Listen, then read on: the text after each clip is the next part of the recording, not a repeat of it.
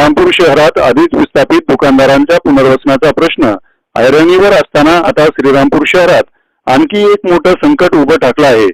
जलसंपदा विभागाकडून प्रवरा डावा कालवा हद्दीतील नागरिकांना अतिक्रमण काढण्याच्या नोटिसा बजावण्यात आल्या आहेत आणि त्यामुळे शेकडो कुटुंबाच्या डोक्यावरचं छत धोक्यात आलं आहे।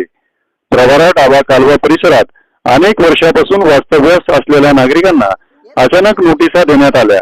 या नोटिसांमध्ये अतिक्रमण हटवण्याचे आदेश देण्यात आले असून अन्यथा कारवाईचा इशारा देण्यात आला आहे। नोटिसा मिळाल्यानंतर परिसरात संतापाची लाट उसळली आहे।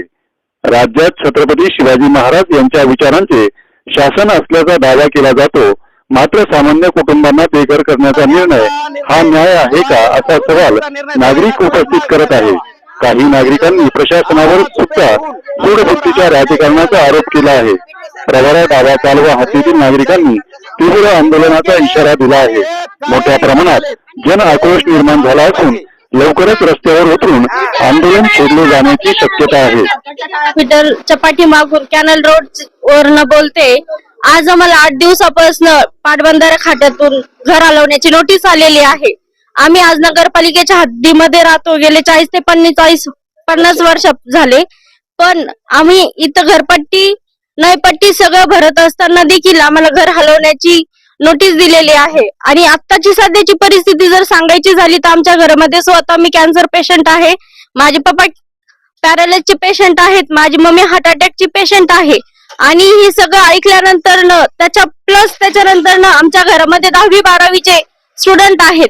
आता त्यांनी अभ्यास करायची की याच्यावर चळवळ करायची हे त्यांनाही समजत नाहीये। आमच्या सगळ्यांची जी मनस्थिती आहे ती खूप बिकट चाललेली आहे।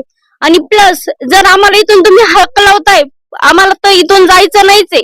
आम्हाला फक्त एकच आमची इच्छा आहे की जे आमचं घर आहे ते आम्हाला दिलं पाहिजे।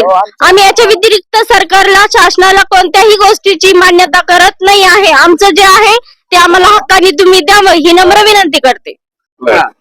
आमच्या समोर आता सध्या आम्ही नगरपालिके हद्दीत राहत असून पाटबंधाऱ्यावाल्यांनी आम्हाला 7 ते 8 दिवसात इथून उठायचं सांगितलं आहे।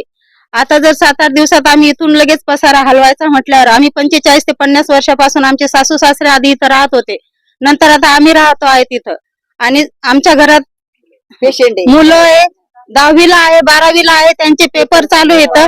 त्यांचे पेपर चालू असताना आम्ही अशा परिस्थितीत म्हणजे कुठं जायचं। त्याच्यानंतर आमच्या घरात पेशंट लोक आहेत। माझ्या स्वतःच्या मुलीला कॅन्सर झालेला आहे, माझे मिस्टर पॅरालिस झालेले आहेत, मला स्वतः अटॅक येऊन गेलेला आहे।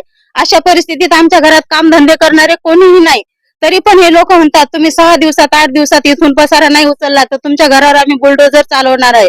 आमची मनस्थिती आता सध्या खूप खराब झालेली आहे। आम्ही इथून कुठं जावं, काय करावे, शासनाने आमचा विचार करावे आणि आम्हाला काहीतरी म्हणजे त्याच्यावर पर्याय तर आम्हाला पाहिजे ना। आमचे घर हे आम्हालाच पाहिजे। आम्ही 50 वर्षापासून इथं राहतो, आम्हाला पर्याय हवा नाही, आम्हाला आमचे घर पाहिजेत। म्हणून आमचे घर वाचवा म्हणून शासनाने आम्हाला मदत करावी। नातू 12वीला आहे, आता त्याचे पेपर चालू आहे आणि आता त्या नोटीस दिली। आता आम्ही काय करायचं, याच्यावर काय करावं, काय याचा काहीतरी सरकारने पण आमची नोंद घ्यावा असं आमचं म्हणणं आहे। आणि घरात आजारी माणसं आहे, एवढ्या दिवसाच आम्ही इथं राहतो आणि आता एवढे घरादाराला इथंच आम्ही पैसे खर्च केले, 3 पिढ्या झाल्या, आम्ही काय करायचं आम्हाला पण सुचत नाही आम्ही काय करावं। आणि आता अचानकच 8 दिवसातच तुम्ही म्हणता का हलवा, आता 8 दिवसामध्ये आम्ही काय पर्याय करावं, आम्ही पर्याय करणार नाही आम्हाला। आणि नगरपालिकेला जर आम्ही पैसे नाही भरले तर आमचे नळ कट करतात, आम्ही लाईट बिल भरतो, घरपट्ट्या भरतो, मग अजून काय करायचं। आणि आता पैसे कुठून द्यायचे, आमच्याकडे जर पैसे असते, आम्ही गरीब समाज आहे, पैसे असते तर आम्ही काहीतरी केलं असतं ना। आम्ही सोडून जाणार नाही, आमचं घरच आम्हाला पाहिजे, आम्ही हे काही सोडणार नाही। शासनाने आमचा हक्क आमचं घर दिलं पाहिजे एवढी आमची शासनाला विनंती आहे। शासनाला विनंती आहे की त्यांनी आमचं घर आम्हाला दिलं पाहिजे ना, आमची जागा आमचे हक्क आम्हाला दिले पाहिजे। 50 वर्षापासून भेटतोय, पिढ्याने पिढ्या इथं राहतोय। जर शासनाला आम्हाला इथून हलवायचं होतं त्याबद्दल आम्हाला काही माहिती दिली पाहिजे होती। आम्ही घरपट्टी नाही पट्टी भरत नाही, त्यावेळेस आमचे लाईट बिल कट केले जातात, नळ कट करतात, आम्हाला पाणी दिलं जात नाही, काहीच हल्ला करत नाही किंवा काही त्याच्यावरती सोल्युशन देत नाही। पण जर आता तुम्ही आमच्याकडून एवढ्या सगळ्या अपेक्षा करताय तर आमच्याकडून शासनाकडून ही अपेक्षा करू नका आम्हाला आमचं घर मिळून देण्याचं फक्त शासनाने हा ठरवलं पाहिजे. ठरवा आम्ही हा, हे आम्ही घर सोडणार नाही. हा, पुढे जायचं. आमच्या आजारी माणसं आम्ही घेऊन जाऊ का? आता हे आमचे बाबा आजारी आहेत, ते बसलेले आहेत. आम्ही कुठे जावं अशा वेळेला तुम्ही घरात बसून या पार्श्वभूमीवर शासनाकडे आपली काय मागणी? आमच्या घरं फक्त आमच्या घरच पाहिजे. दुसरं काही नाही. घरच पाहिजे आम्हाला. सरपंच विनवणी आहे की आमच्या घर आम्हाला घरच पाहिजे. हा. आम्ही जायचं कुठं? आम्ही घर सोडून जाणार नाही. हा मालकाचा ऍक्सिडेंट झालेला आहे.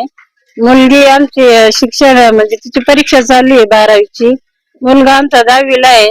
आता करायचं काय? आम्ही इथं 50 वर्षापासून इथं राहतोय. आमचे सासू सासरे सगळ्यांनी म्हणजे इथं जागा घेऊन राहिलेले आहे. तिसरी पिढी आज तिसरी पिढी आहे आणि त्यांनी अचानक आम्हाला 8 दिवसापासून हे दिलं, नोटीस दिली.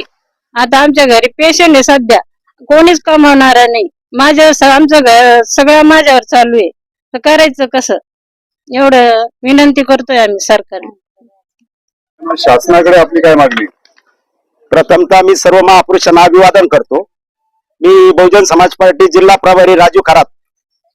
या ज्या प्रवरा कालवा परिसरातील जे रहिवासी आहेत हे किमान 50 ते 60 वर्षापासून इथं राहत आहेत.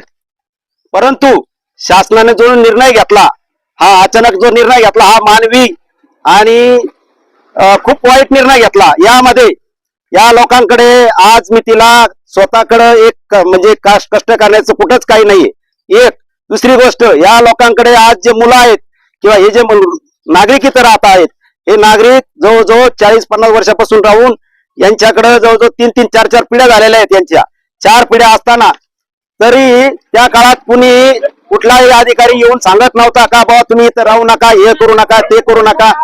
आणि आज मी तिला या लोकांचे जे नागरिकांमध्ये मुलांचे जे मुलं आहेत ते 10वी 12वीला आहेत. आणि आज मी तिला रमजान महिना हा चालू असून मुस्लिम समाज सुद्धा इथं आहे. त्या मुस्लिम समाजावर आज उपास आहे त्यांचे.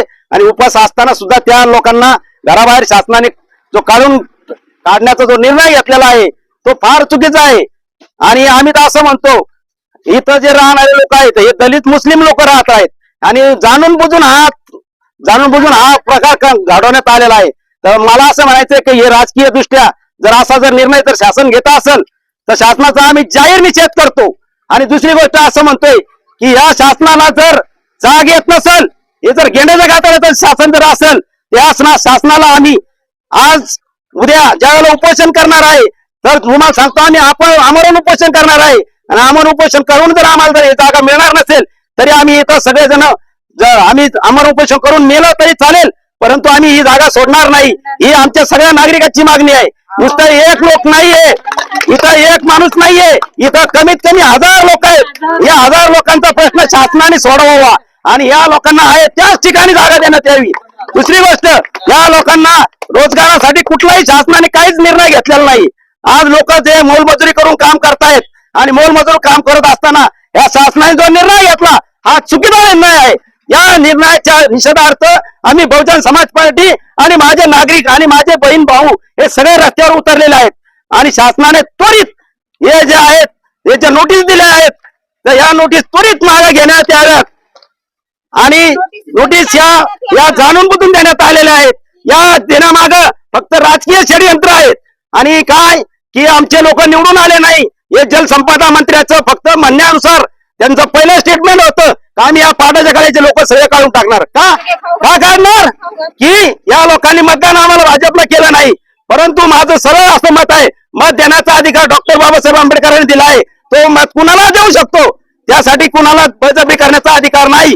तर या जे सरकार आहे भाजप सरकारला मी आजही एक चेतावणी देऊ शकतो की हे जे तुम्ही जे चालवलंय, हुकुमशाही चालवली, ही हुकुमशाही त्वरित थांबवण्यात यावी. आणि आमच्या लोकांवर होणारा अत्याचार आणि अन्याय हा त्वरित थांबवण्यात यावा.